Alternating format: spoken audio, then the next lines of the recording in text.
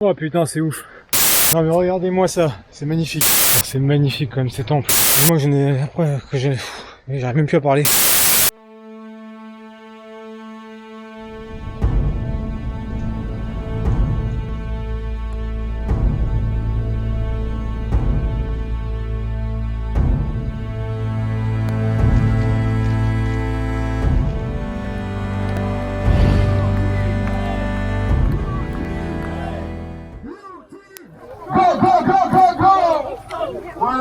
Hey, salut les gens. Alors ce matin, il est tôt ici au Cambodge.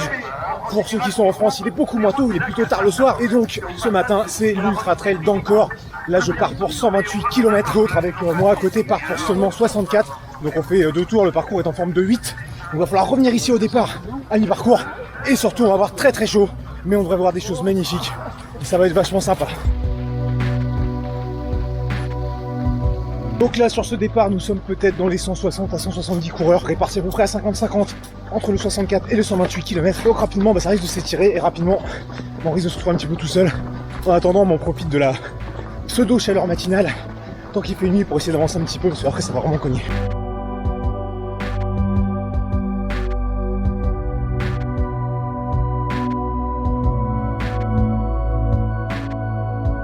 Alors pour le moment qu'il fait nuit je suis désolé, on voit pas trop.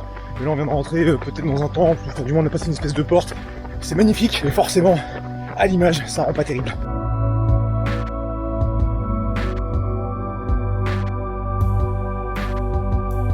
Bon bah ça commence bien, visiblement on a déjà réussi à se tromper de chemin. C'est vrai qu'il y a beaucoup de rubalises et ils nous ont dit si vous voyez pas de rubalises pendant 5 minutes, c'est que vous êtes pas bon. On a déjà vu un gars faire demi-tour, mais forcément lui nous a rien dit. Je vais regarder sa montre en même temps, je pense qu'il avait chargé la trace dessus. Chose que j'aurais peut-être dû faire. C'est là que c'est traître quand même quand on est en groupe, hein. Du coup on suit les gens qui sont devant, forcément c'est le premier se plante. Tout le monde se plante. Donc bon bah la deuxième nuit quand on va être tous un petit peu tout seul, bah si on se plante ça sera de notre faute.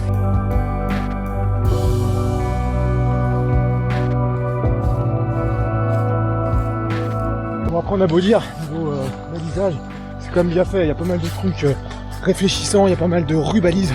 Alors ils nous ont dit qu'il y a des gamins qui pouvaient partir avec leurs rubalises, mais si on se perd, on peut pas leur dire que c'est de leur faute quoi.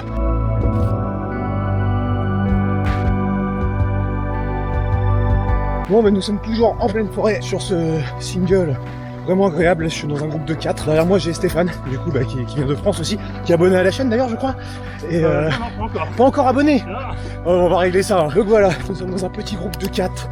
On se parle pas forcément, mais c'est agréable. On a le calme de la nature qui s'éveille autour de nous.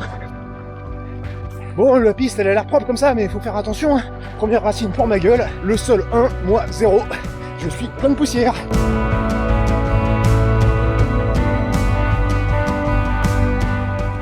Allez, premier ravitaillement de la course, c'est 2 km 260, donc environ 2 km hein, puisqu'on s'est perdu. Donc on a des ravitaux tous les 10 km, ça c'est pas mal, ça va permettre déjà de bien gérer son hydratation. On aura tous les 12 km sur la deuxième partie. On a de l'eau, et pour manger des bananes et des espèces de chips, donc que du végétal. Ouais, c'est reparti, tranquillement, je marche un petit peu, le temps de manger un petit morceau de bar, parce que bah ouais, les ravitaillements ici... niveau choix, il y a que des fruits, donc si t'es comme moi avec tes pas franchement fruits, bah t'as intérêt à avoir tes trucs, donc là bah c'est cool, j'ai mes barres, mais toute la journée j'espère quand même réussir à trouver du riz ou des trucs. Au pire j'en emmener un peu de sous et puis j'achèterai un truc en cours de route quoi.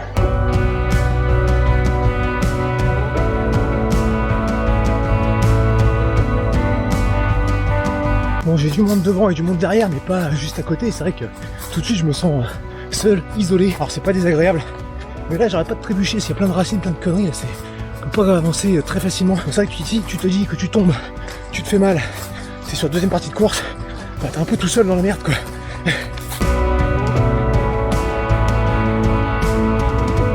J'en suis à 15 km, ça fait 1h40 que je suis parti. Et là sur cette première partie de parcours, bah, il y a quand même beaucoup de longues lignes droites, c'est un petit peu long.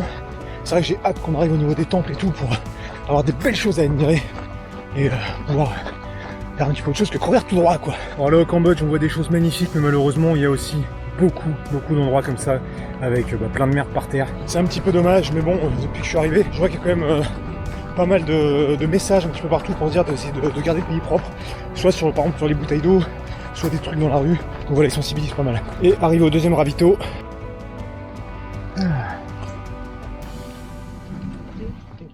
Bon voilà, second ravitaillement de passer au 16e kilomètre en 1h50. Donc là, ça fait forcément moins de 10 km. J'espère que le prochain, il sera pas dans 15. Bon, toujours pas grand chose à manger qui me plaît. J'espère que plus tard, on aura du salé. En attendant, bah, j'ai toujours des bars. Donc là, c'est du sucré. J'aurai aussi d'ailleurs des bars salés. Et là, bah, je remercie Oversteam de m'avoir soutenu hein, dans cette aventure. Et donc, bah, de m'avoir donné de quoi manger. Hein, parce que sans ça, bah, je serais un petit peu mal. La journée de travail doit commencer ici au Cambodge. Du moins, la vie doit commencer. Là, à presque 6h du matin, il y a des camions qui commencent à nous doubler sur cette route. On voit aussi derrière les premières lueurs du jour qui apparaissent. Le jour normalement qui devrait se lever assez vite. Et qui, j'espère, ne va pas nous chauffer la gueule trop vite.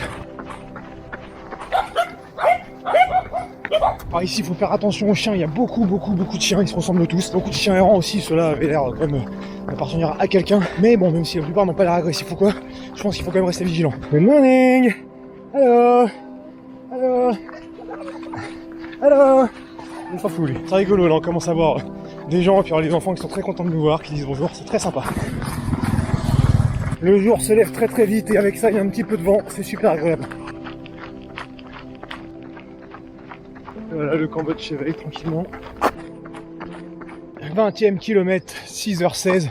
Voilà, le jour est suffisamment levé pour enlever la frontale et profiter du paysage. Donc voilà, frontale que je vais devoir retrouver ce soir dans l'après-midi, parce qu'en fait ici au Cambodge le jour se couche tôt, donc il va faire nuit aux alentours de 18h. Pareil, ça tombe très vite, donc je pourrais ressortir ma frontale, donc ma petite Stutz Kiska. Donc Stutz que je remercie également pour m'avoir soutenu pour cette aventure. Si tu connais pas, je te conseille d'aller voir. Moi je trouve que c'est du très bon matos.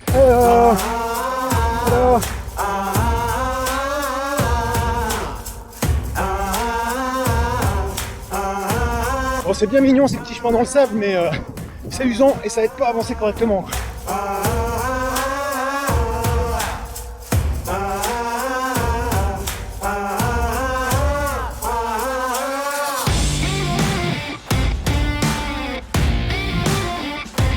Alors ça, j'ai appris que c'était des bouteilles d'essence. Et donc j'en ai eu plein qui vendent ça sur le bord de la route. Et donc c'est de l'essence parce qu'ici, beaucoup se déplacent en scooter, en moto. Et forcément, il n'y a pas de station-service partout. Donc ça leur permet de remplir le réservoir facilement tout le long de la route. Voilà, il y en a encore là. De l'autre côté. C'est super de traverser ce village comme ça. Alors on voit tous les gens qui nous disent bonjour, pour la plupart. On découvre un petit peu la vie des habitants là, comme ça au travers de cette course, quoi. C'est top.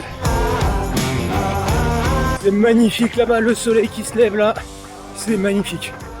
Ok Richard, so now you're famous on YouTube in France. Voilà, ce qui est super sur cette course, c'est que du coup, on n'est pas beaucoup, mais on va pouvoir rencontrer des gens de plein de pays différents. Donc bon, là c'est cool, on peut parler en anglais. Il y a peut-être des fois on pourra pas se parler du tout, mais juste de courir ensemble, ça va être sympa.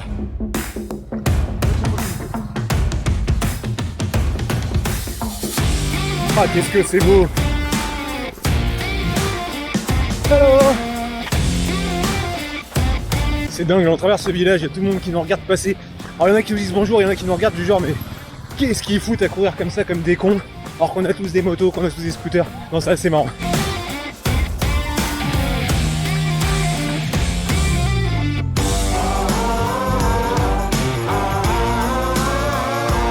Je pense que cette colline là qui est là, va devoir la grimper parce que je sais que là on arrive vers le 30e et on a un truc qui nous attend genre avec 700 marches. Et arrivé en haut, apparemment il y aura un point de vue qui sera juste magnifique. Et il y aura aussi, je pense, le ravitaillement. Parce que j'ai bien dans une flotte là.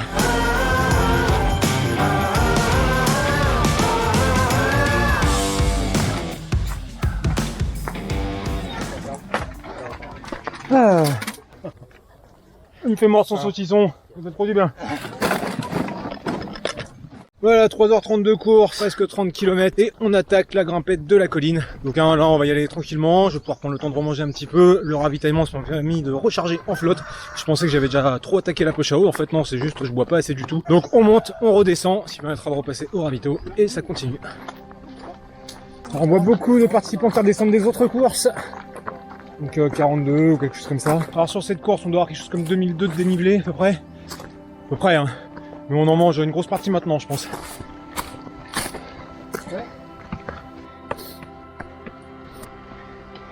Là, c'est sans doute la difficulté de la course. On va remis la chaleur, qui sera la plus grosse difficulté. J'avoue que ça tire les mollets. On est bien en forme aujourd'hui.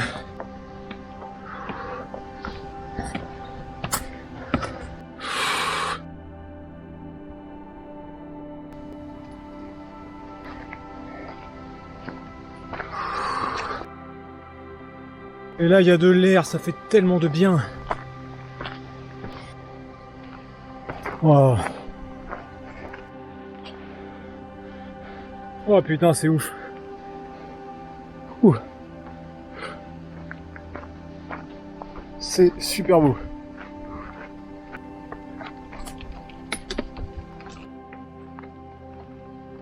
Franchement, c'était pas facile à grimper, mais alors, ça vaut le coup, c'est quand même magnifique, quoi. Ah, magnifique.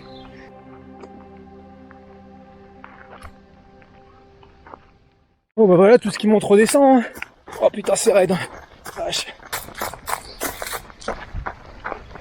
Ah, c'est super beau là-haut. Allez, bon courage. Merci.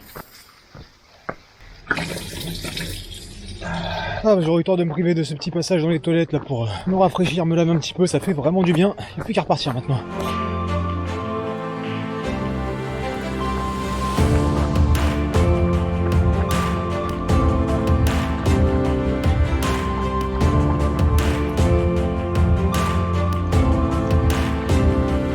« 4h20 de course, un peu plus de 34 km. Je veux dire que ça commence à devenir dur. La chaleur monte petit à petit. Et moi je sens bien le manque de sommeil, le manque de bouffe. Enfin tout ça là. Et, du coup j'ai le cardio qui monte vachement, donc j'alterne un petit peu marche et course comme je peux. Mais ça va être long, quand je me dis qu'il reste presque 100 bornes à faire là. Ouh.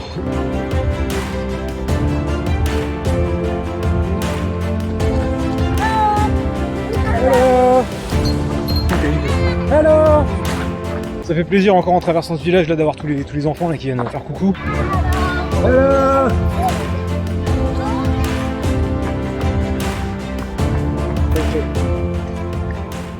Ah, petit ravito, 37ème, 4h44 de course.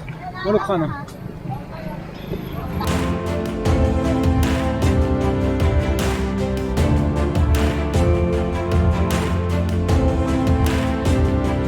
Non mais regardez-moi ça, c'est magnifique. C'est magnifique et franchement j'espère réussir à rester assez en état pour en profiter jusqu'au bout de ces 128 km parce que ça tabasse.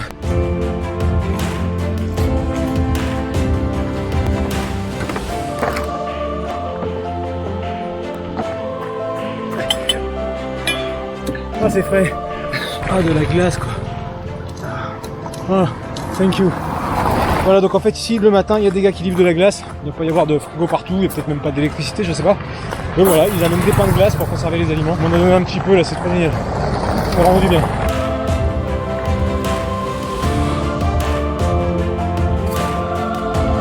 Bon bah je crois que c'est l'heure de se rafraîchir hein. Ah c'est la vieille chaussure, ça fait du bien.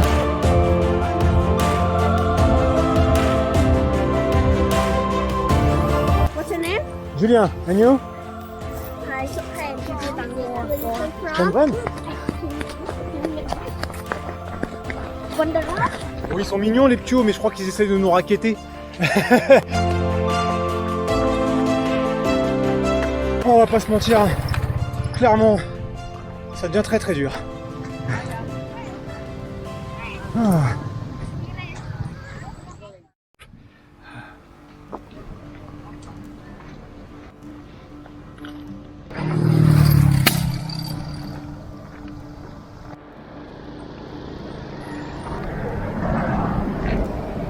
Derrière moi il y a le départ du 16 km, donc ça veut dire qu'on est à 16 km de la terrasse des éléphants et donc de la mi-course. Ah putain, 16 km. C'est magnifique quand même ces temples. Ouf. Je viens de me payer une canette de coca, 1 $, j'en ai rien à foutre. C'est du coca zéro, je sais pas quoi, j'aime pas du tout le coca mais je veux un truc gazeux. Ça a l'air frais. Avec un peu de chance ça va me retaper un peu parce que là, j'ai l'impression de bouffer du sucre. Et c'est frais et c'est gazeux. Oh, 10h30, ça y est, le four il est allumé. Ça tape, mais de ouf.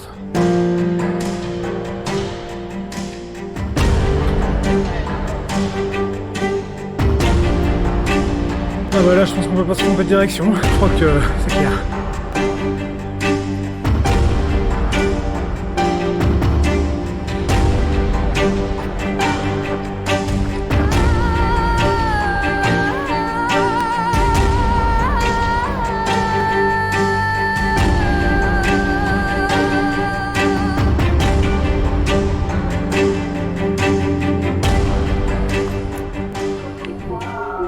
On entend là-bas, là, il y a de la musique qui est très forte encore. J'ai l'impression qu'au Cambodge, ils aiment bien mettre la musique à fond à certains endroits. Alors en ville, j'ai remarqué que c'était beaucoup pour attirer l'œil sur les boutiques, je pense. Là, c'est peut-être plus qu'ils font la fête, j'en sais rien.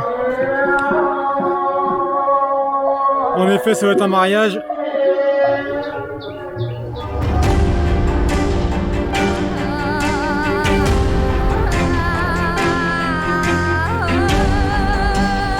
Hello.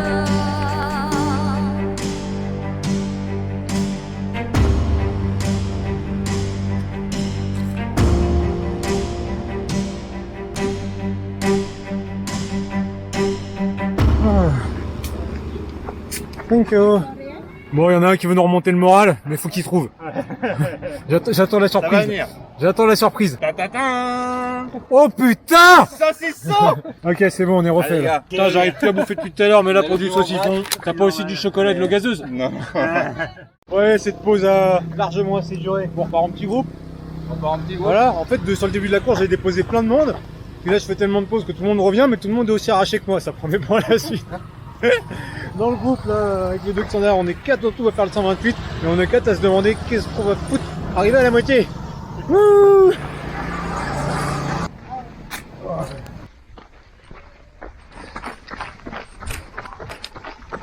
Bon, moi j'ai repris un petit peu alterner marche et course. Parce que j'ai pas envie de me traîner sur 10 bornes. Mais j'apprécie comme la compagnie de copains. Et là, un truc sympa. Il y a des gens qui se délestent de leurs bouteilles prises au ravito plutôt que de les jeter par terre. Ils les accrochent sur rubalis. En fait, j'ai 2-3 que je vois. Bah, il y en a encore une devant.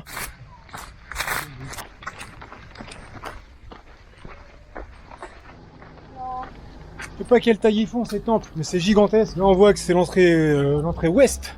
Donc, ça veut dire qu'il y a au moins une entrée est, peut-être, nord ou sud. Mais non, c'est gigantesque quand on voit l'enceinte. Mais c'est magnifique. Là, on sent qu'on est au truc hyper touristique, hein. Ce temple-là, c'est Taprom. Alors, on ne l'a pas visité pendant la course, mais je te propose une petite visite express en quelques secondes.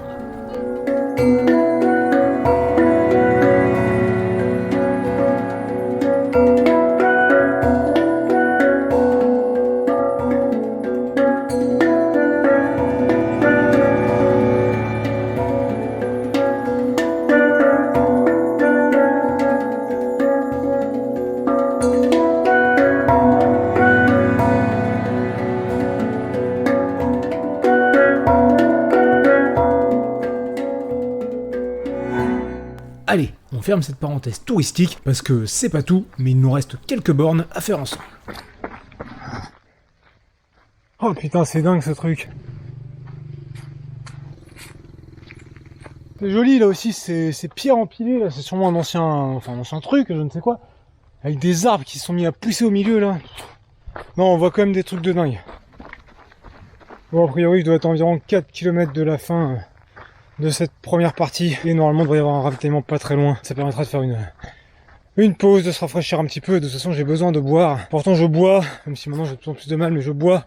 Et ça fait déjà quelques temps que je ne transpire plus. Du moins que j'arrive même plus à parler. Que j'ai l'impression de ne plus transpirer. Donc ça pue, quoi. Franchement, ça pue.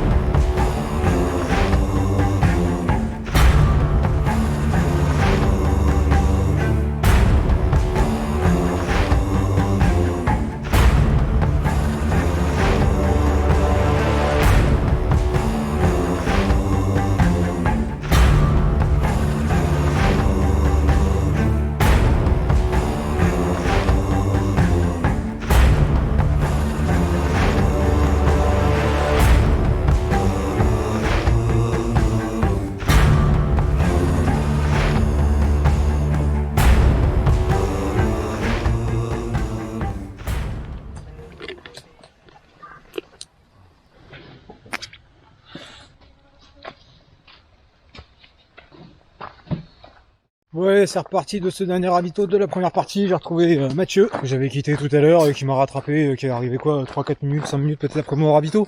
Donc comme quoi, j'ai beau courir un petit peu, je ferais mieux de marcher tranquillement. Ce qui est sûr, c'est que là c'est une longue ligne droite interminable, on voit d'autres gens devant qui ont l'air très très loin.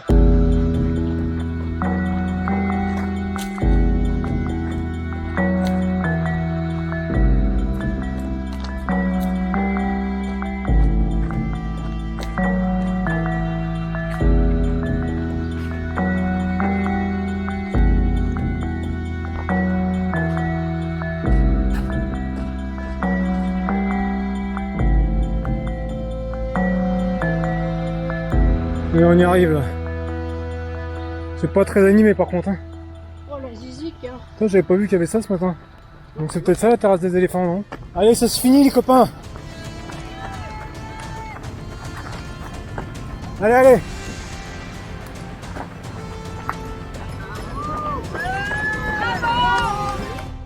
Bien joué.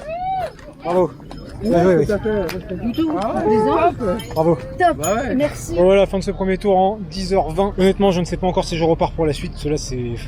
Parce que ça vaut le coup de risquer de se blesser, de se faire mal, je ne sais pas. Donc là, je vais d'abord dormir, me reposer, trouver à boire, trouver à manger, me faire masser, me changer, me nettoyer, tout ça. Et on verra ça après. Oh putain, enfin posé.